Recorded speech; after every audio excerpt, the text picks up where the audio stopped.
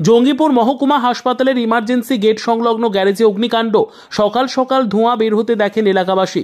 খবর দেওয়া হয় জঙ্গিপুর ফায়ার স্টেশনে। দমকল কর্মীরা ঘটনাস্থলে এসে আগুন নিয়ন্ত্রণে আনে।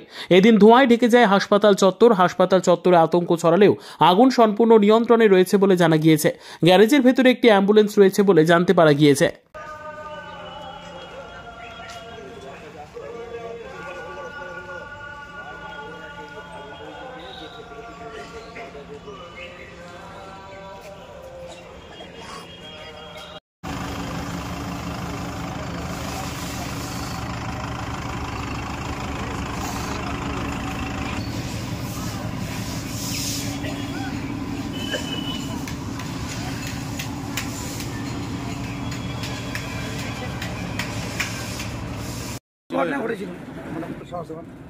আমাদের সিকিউরিটি যখন এদিকে রাউন্ড করে তখন দেখতে পাই যে ধোঁয়া বেরোচ্ছে।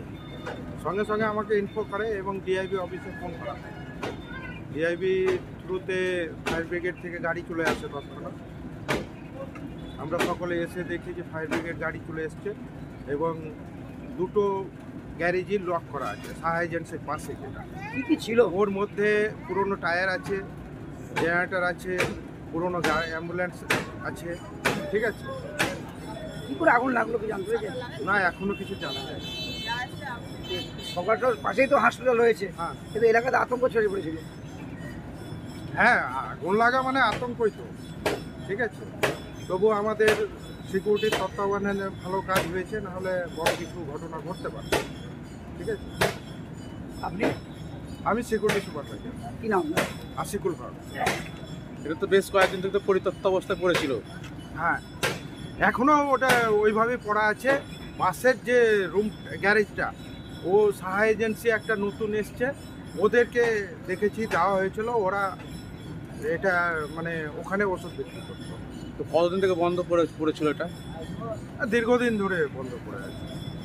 তো সে আগুন লেগেছিল, কীভাবে আগুন লেগেছে সেটা জানি না। সে গাড়িতে নাকি সে? না না, টায়ারগুলো জ্বলা আছে। আপনার নাম? আমার নাম আশিকুল ভাগ।